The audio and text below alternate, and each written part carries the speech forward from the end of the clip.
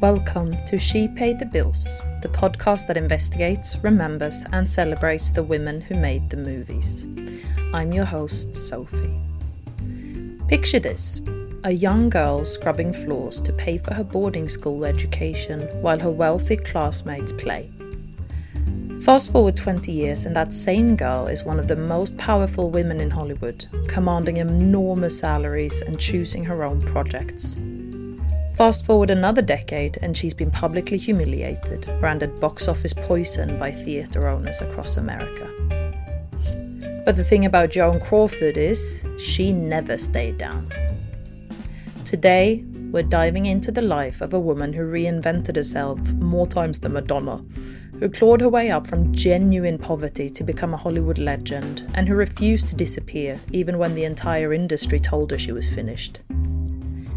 Joan Crawford's story isn't just about movies, it's about survival, and about what happens when a woman decides that being written off isn't an option.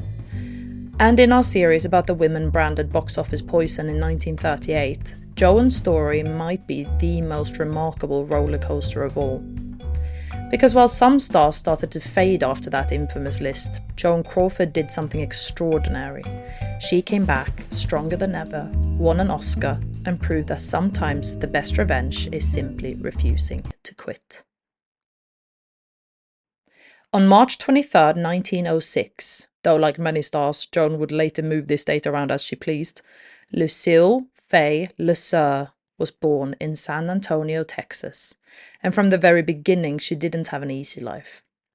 Her father, Thomas LeSueur, was a construction worker who abandoned the family before Lucille had even turned 1 year old. And quite uniquely, he never actually turned up after she became sort of rich and famous and asked for money.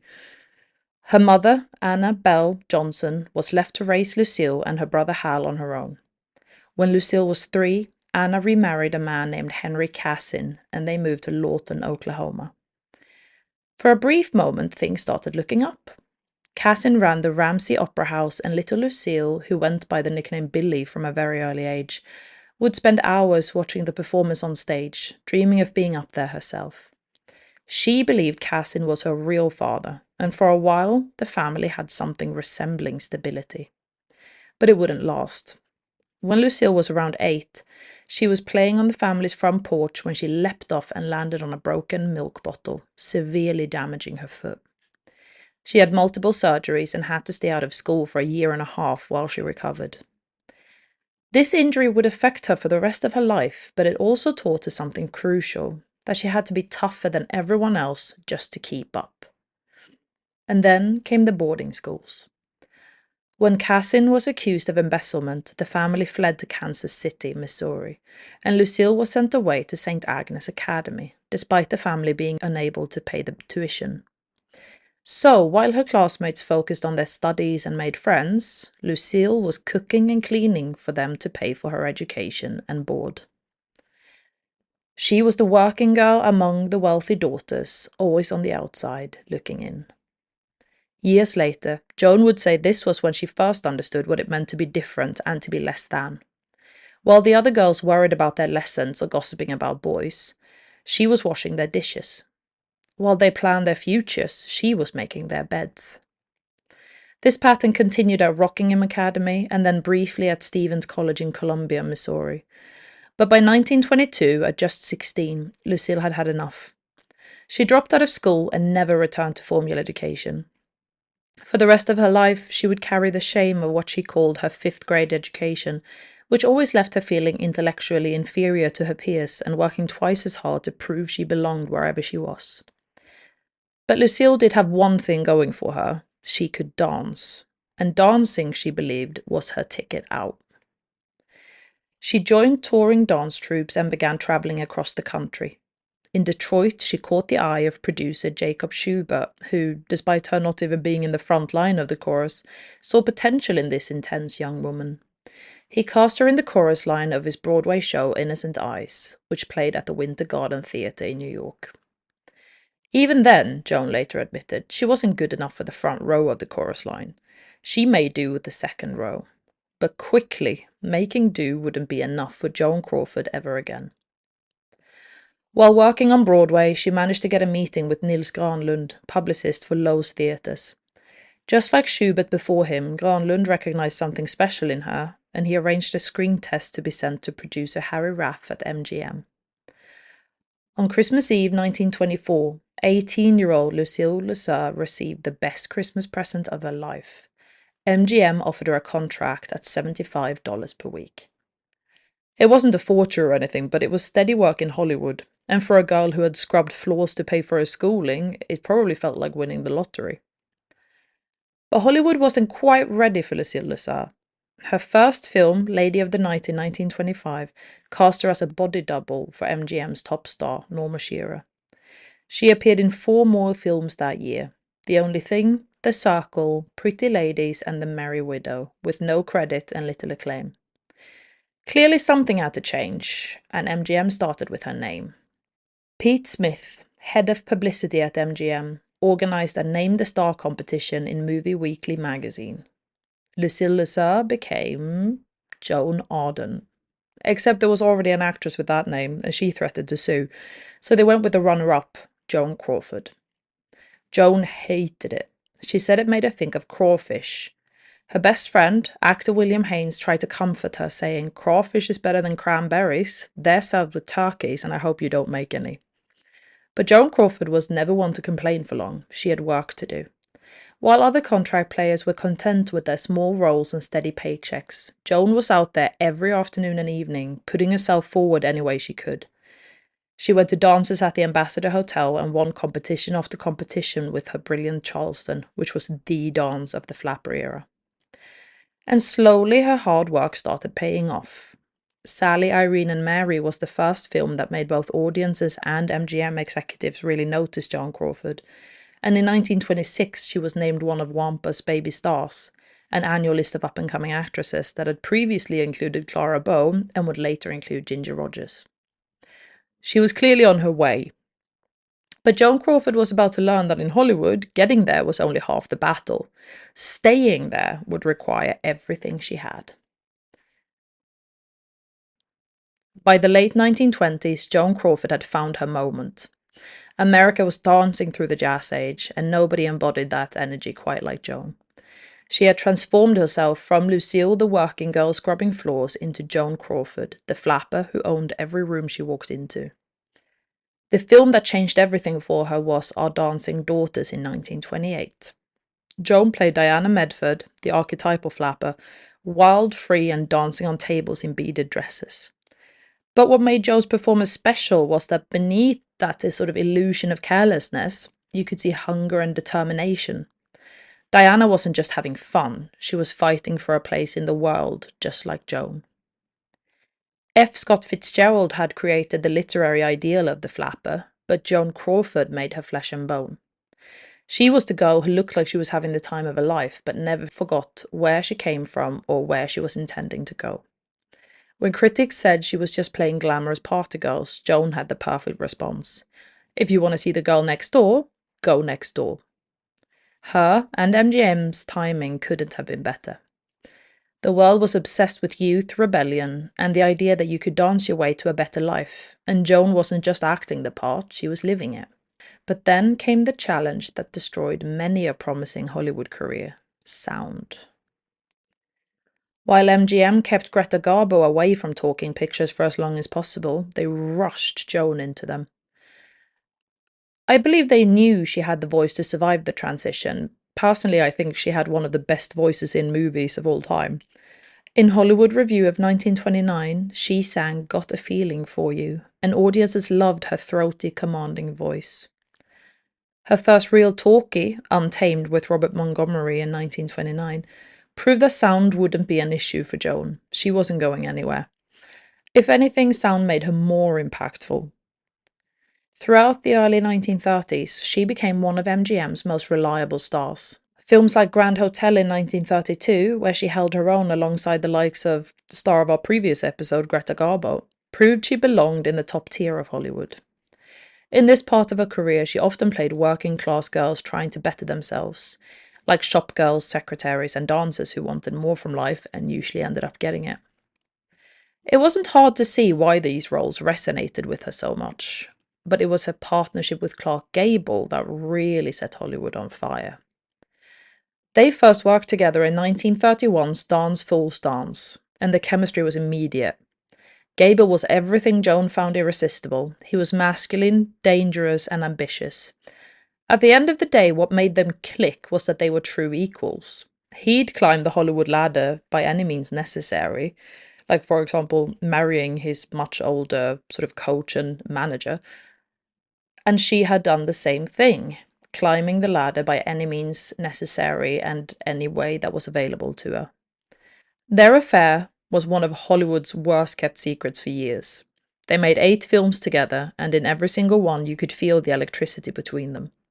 But Gable was married, and Joan was building her own reputation for serial marriages that never quite worked out. Her first marriage to Douglas Fairbanks Jr. had been a disaster. Doug was Hollywood royalty. His father, Douglas Fairbanks Sr., was one of the biggest stars in the world and married to Mary Pickford, who was the first original America's sweetheart.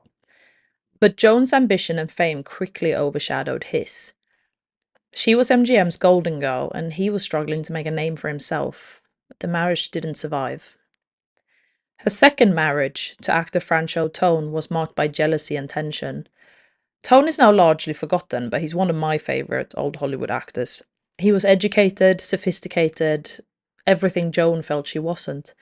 But again, her career eclipsed his, and the resentment poisoned their relationship. The pattern was becoming clear. Joan Crawford was too big, too ambitious, and too successful for traditional marriage. She needed partners who could match her drive, not be intimidated by it.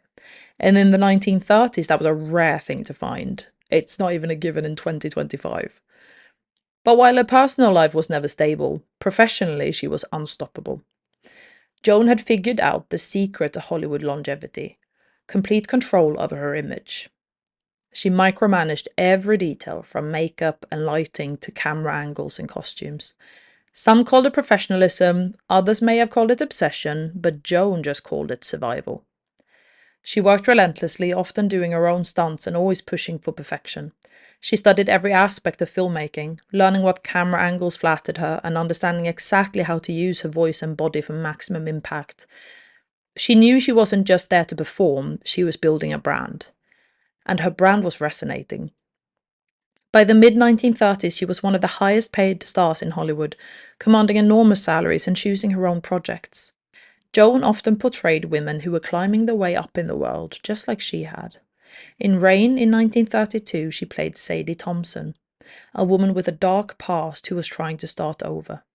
In The Women in 1939, she was Crystal Allen, the shop girl who steals another woman's husband through sheer determination. She didn't always portray likable characters, but they felt real. They were flawed and fought for what they wanted, and Joan wasn't really interested in just being liked. She understood something that many stars didn't. Audiences didn't just want to see perfection on screen. They wanted to see themselves, or at least who they hoped they could become. But the thing about being on top in Hollywood is that there's always someone waiting to take your spot. By the late 1930s, the world was changing. The Depression had made audiences hungry for different kinds of stories, and the polished, aspirational characters Joan specialized in were starting to feel out of touch. Joan Crawford had spent over a decade building herself into a Hollywood institution, and she was about to learn how quickly institutions can crumble. By 1937, Joan Crawford had been a major star for nearly a decade. She had survived the transition to sound, built a loyal fan base, and commanded some of the highest salaries in Hollywood. But something was shifting beneath her feet, and she could feel it. The world was changing. The Great Depression had hit America hard, and audiences were looking for different kinds of escape. The glamorous, aspirational characters Joan had by then made her specialty, the shop girls who married millionaires, the working women who climbed their way to the top, they all suddenly felt tone deaf. When people were struggling to put food on the table, watching Joan Crawford wear designer gowns and live in penthouses didn't provide comfort or entertainment, it just sort of felt like a mockery. Joan's last few films had been disappointments. The Last of Mrs. Cheney, The Bride Wore Red, and Mannequin weren't disasters, but they weren't the hits MGM expected from their highest paid female star. Movie exhibitors across the country were starting to complain that Joan Crawford movies weren't packing theaters like they used to. But nothing could have prepared her for the humiliation that came on May 4th, 1938, when The Hollywood Reporter published the box office poison advertisement by Harry Brandt of the Independent Theatre Owners Association. As we've discussed in both previous episodes, the ad was brutal in its directness.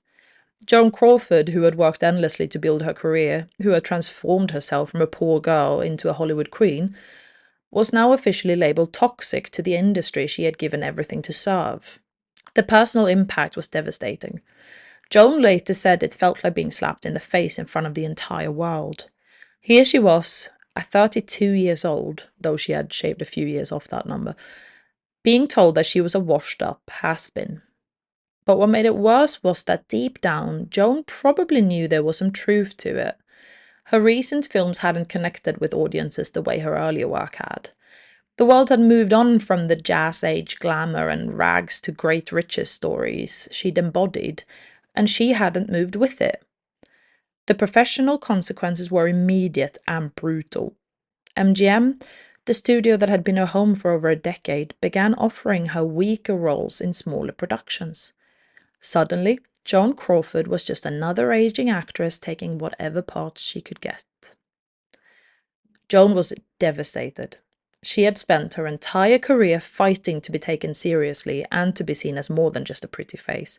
And now, when her dramatic abilities were finally being acknowledged, even the box office poison ad admitted her quote-unquote dramatic ability is unquestioned, it didn't matter.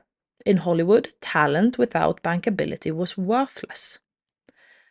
Joan watched as younger actresses got the roles she would have killed for just a few years earlier. She saw how people looked at her differently now, with pity instead of admiration and with dismissal instead of respect. The same executives who had once courted her now barely returned her calls. Her marriage to Franchot Tone, already strained by her career pressures, his resentment of her success, and their inability to conceive a child, finally collapsed. Here she was, facing the biggest crisis of her career, and she was doing it alone. MGM tried to salvage her career with films like Ice Follies of 1939, and yes, it was exactly as bad as it sounds. Don't watch it. Joan, the woman who had once been the epitome of sophisticated glamour, was reduced to appearing in a really bad musical about ice skating. For 5 years, Joan limped along at MGM, taking increasingly minor roles, watching her salary steadily decrease and her billing slip lower and lower in the credits. The final humiliation came with her contract negotiations in 1943. MGM offered her a new deal that was essentially a pay cut disguised as a courtesy. The message was clear: you're lucky we're keeping you at all. Joan Crawford, who had never backed down from a fight in her life, faced a pretty terrible choice. She could either stay at MGM, accept smaller roles and lower pay, and slowly fade into obscurity, as she'd seen many other female actors do before her, or she could take the biggest gamble of her career. She looked at what her life had become, the failed marriages, by then the adopted children she was struggling to connect with, and the career that had once defined her, now all crumbling around her. At 37 years old, Joan Crawford was being written off. But what Harry Brandt and his theatre owner group didn't understand about Joan Crawford was that she was more than used to being written off. Every time someone had counted her out, Joan had proven them wrong, and she wasn't about to stop now. In 1943, Joan Crawford made the decision that would either save her career or end it completely, and walked away from MGM, the only Hollywood home she had ever known. She moved to Warner Brothers, taking a massive pay cut. Some say her salary was literally cut in half, with no guarantee that anyone still wanted to even see Joan Crawford movies. She was 37, officially box office poison, and starting over from scratch. For most people, it would have been the end of the story. For Joan Crawford, it was just the beginning. When Joan walked away from MGM, industry insiders shook their heads in confusion. Here was a woman who had been branded box office poison, taking a pay cut to work at a studio known more for gritty crime dramas than glamorous star vehicles. But Joan saw something others didn't. At MGM, she had been trapped by her own success, forced to play variations of the same rags to riches, sophisticated socialite character over and over until audiences and Joan grew bored. At Warner Brothers, she might have a chance to show a different side of herself that she knew was there waiting to come out. Still, the transition was brutal. For 2 full years, Joan turned down script after script. Her agents were furious, her accountants were panicking. She was already considered a has-been, and here she was, passing up steady work in the hope something better would be sent her way. The reason for this is that Joan understood something crucial. At this point, one bad movie could and probably would finish her career permanently. She needed the perfect role, one that would remind everyone why Joan Crawford had been a star in the first place. And then, in 1945, it arrived with Mildred Pierce. James M. Cain's novel told the story of a divorced mother who sacrifices everything to build a restaurant empire and win the love of her spoiled, ungrateful daughter. It was dark, psychological, and completely different from anything Joan had done before. Warner Brothers executives wanted the gritty Queen Barbara Stanwyck for Mildred, but Joan fought for that role like her life depended on it. She met with director Michael Curtiz, who had just come off directing Casablanca, and convinced him she understood Mildred Pierce in ways no other actress could. She wasn't just acting the role of a woman fighting for survival, she was living it and had been her entire life. The parallels between Joan's life and Mildred's were impossible to ignore. Both were women who had clawed their way up from nothing.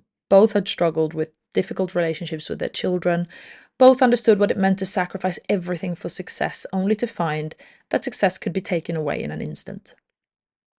When the role was finally hers, Joan threw herself into the preparation with this sort of intensity that had always defined her and her career. She studied working-class women, learning how they moved and how they spoke, how they carried themselves when they were tired and defeated. She visited restaurants to understand the physicality of waitressing. It wasn't going to be Joan Crawford playing dress up.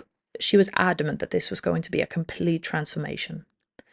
But even with all that preparation, could a woman that had been dismissed as box office poison really make a comeback of any size? The answer came when Mildred Pierce was released in October 1945. Critics were stunned. Here was Joan Crawford, the woman they had written off as a relic of the jazz age, delivering the performance of her career. Mildred Pierce wasn't glamorous or sophisticated. She was desperate, flawed, and real in ways that Joan's previous characters had never been. Audiences responded immediately. This wasn't the Joan Crawford they remembered from the 1930s. This was a woman who looked tired, who struggled with money, and who made terrible decisions out of love and desperation. Basically, this was someone they could relate to. The box office numbers told the story. Mildred Pierce was a massive hit, earning over $5 million worldwide, which was an enormous sum for 1945. More importantly, it proved that Joan Crawford could still pack theatres when she had the right material. But the real vindication came on March 7th, 1946, when Joan Crawford won the Academy Award for Best Actress. Now here's when the story gets classic Joan Crawford.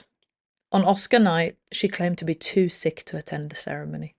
She stayed home in bed, listening to the results on the radio. When her name was called as the winner, she reportedly burst into tears. Some people said she was genuinely sick. Others whispered that she was too afraid of losing publicly to risk showing up. Either way, when the press arrived at her house with the Oscar, they found Joan propped up in bed, perfectly made up despite her alleged illness, graciously accepting congratulations. It was pure theatre, but then again, so was Joan Crawford the actress. The Oscar changed everything. Suddenly, Joan Crawford wasn't box office poison anymore. She was an Academy Award winner. The same executives who had been reluctant to hire her or even take her calls were now begging her to read their scripts. And Joan was, as ever, smart enough not to waste her momentum. Over the next several years, she carefully chose roles that showcased her range while building on the success of Mildred Pierce. In Possessed, in 1947, she played a woman struggling with mental illness.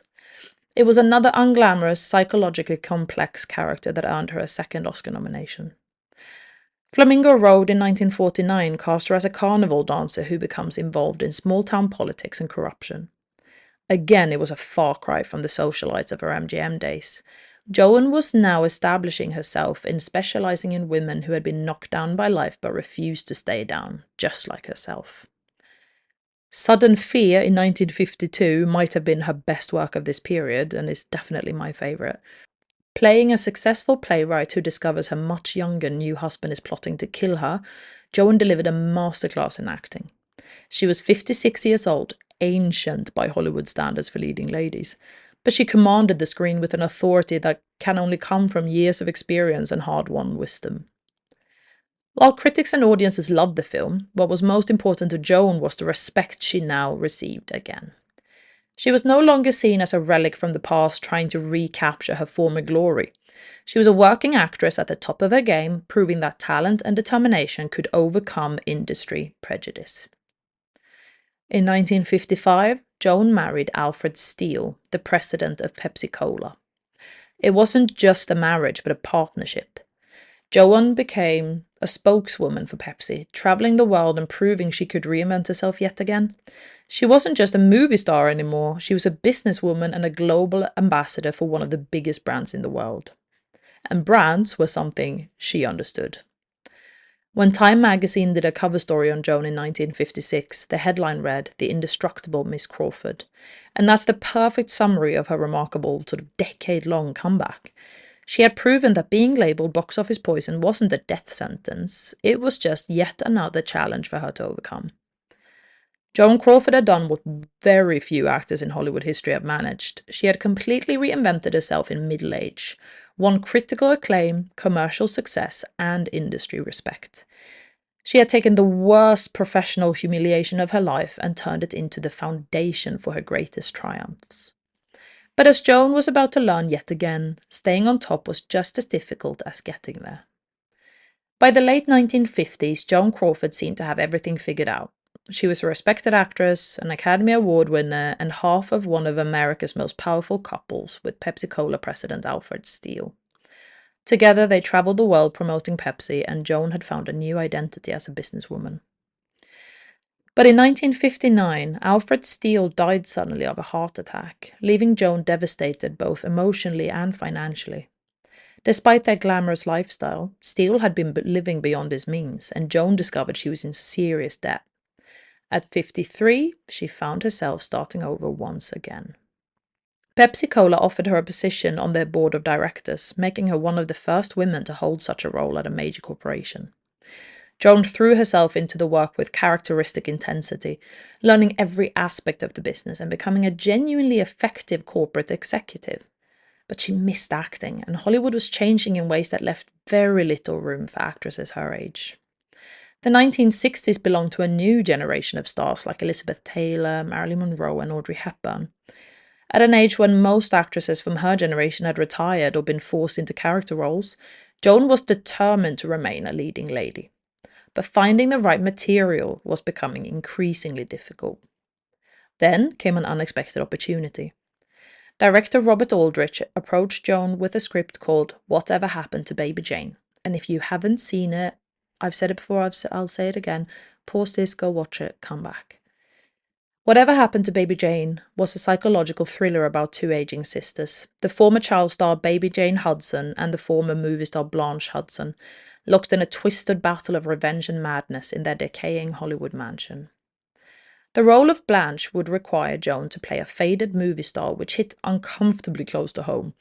But what made the project irresistible was her co-star, Bette Davis.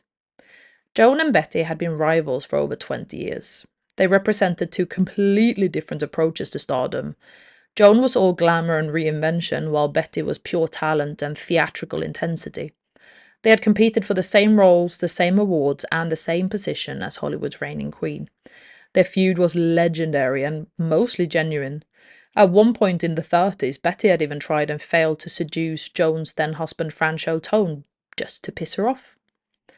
But Baby Jane offered something neither actress could resist, a chance to be leading ladies again, even if they were playing characters haunted by their own faded glory, and even if they had to share being a leading lady with each other. The production was notoriously difficult, and stories of their on-set battles became Hollywood legend. For example, Joan allegedly put weights in her pockets when Bette, who suffered with back problems, had to carry her. and Betty supposedly arranged for a Coca-Cola machine on set just to irritate Pepsi executive Joan. But beneath the drama, both women knew they were doing some of the most important work of their careers. Whatever Happened to Baby Jane was released in 1962 and became a surprise hit. It's truly an amazing piece of campy horror. Audiences were fascinated by the spectacle of two legendary stars playing versions of their own fears. What happens when the spotlight fades, the phone stops ringing, and you're forced to confront what little you've got left? The film earned Joan some of the best reviews of her career, and Bette Davis received an Oscar nomination. Joan wasn't nominated, and some speculated that she campaigned against Betty behind the scenes. Joan even offered to accept the award for anyone who couldn't attend, and got her wish when winner Anne Bancroft was unable to be there. The success of Baby Jane launched a brief trend of hagsploitation movies starring aging Hollywood stars. Joan appeared in several more of these films: Straight Jacket in 1964, I Saw What You Did in 1965, Berserk in 1967, but none of them matched the cultural impact of Baby Jane. Her final film was Trog in 1970, a low-budget horror movie about a prehistoric caveman that was widely considered one of the worst films ever made at the time. Joan later said she only took the role for the money, and it's a sad end to such a fascinating career. After Trog, Joan retired from acting and retreated increasingly into private life. She lived in her Manhattan apartment, surrounded by her awards and photographs from a lifetime in Hollywood. She rarely gave interviews and was seldom seen in public. The isolation definitely took its toll. Joan had always been a woman who defined herself through work and achievement, and a constant fear of being left behind. Without that structure, she struggled to find meaning in her later years. Her relationship with her adopted children had always been complicated. Joan had desperately wanted to be a mother, but her perfectionist nature and need for control had made her a demanding parent.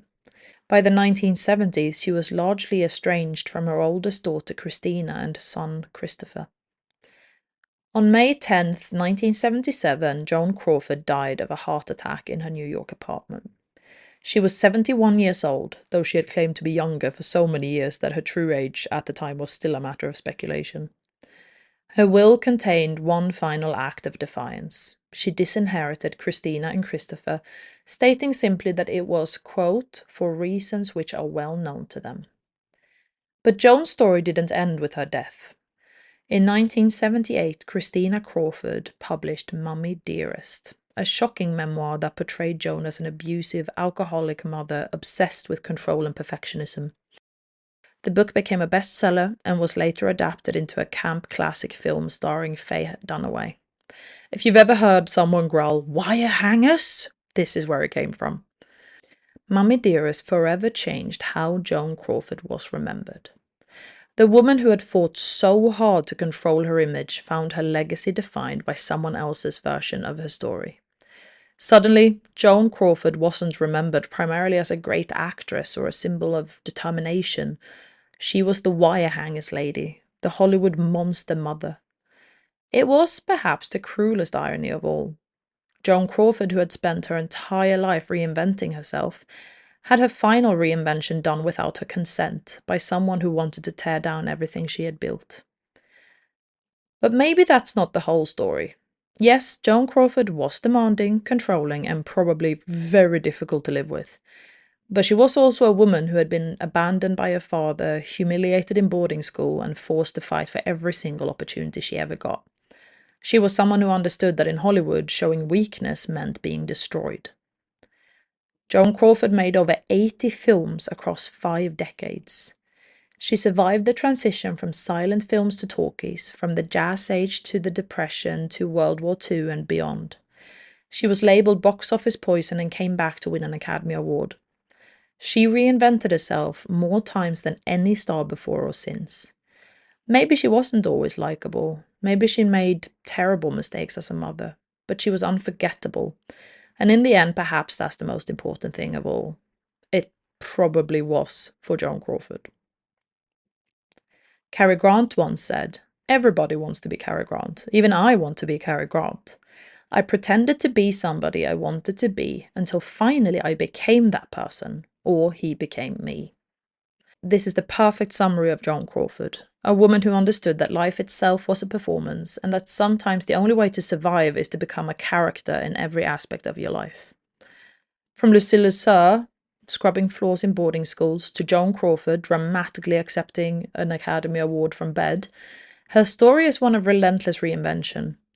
She refused to accept the limitations that others tried to place on her, whether it was due to her background, her gender, her education, her age, or even being labelled as box office poison. In our series about the women branded as toxic to Hollywood in 1938, Joan Crawford's story stands out to me because she's probably the one who most completely proved the article wrong.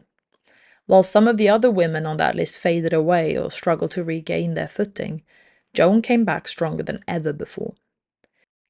But her story is also a reminder of the costs of that kind of determination. The failed marriages, the complicated relationships with her children, and her eventual isolation were prices Joan paid for her unwavering focus on survival and success. Was Joan Crawford a perfect person? Definitely not. Was she a good mother? We'll never know for sure. Was she a great actress? Without question. Was she a symbol of what's possible when you refuse to quit? Definitely. In the end, maybe that's what makes Joan Crawford's story so compelling. She proved that being written off doesn't have to be the end of the story. It can just be the beginning of the next chapter. And sometimes the next chapter can be the best one yet. Next time on She Paid the Bills, we'll explore another woman from that infamous box office poison list. Kay Francis, the elegant star who was forced to watch her career be systematically dismantled by the very studio that had made her famous. Thank you for listening to She Paid the Bills. If you've enjoyed this episode, please leave a rating wherever you're listening, share it with someone who loves old Hollywood stories, and follow us on social media at She Paid the Bills Pod. See you next time.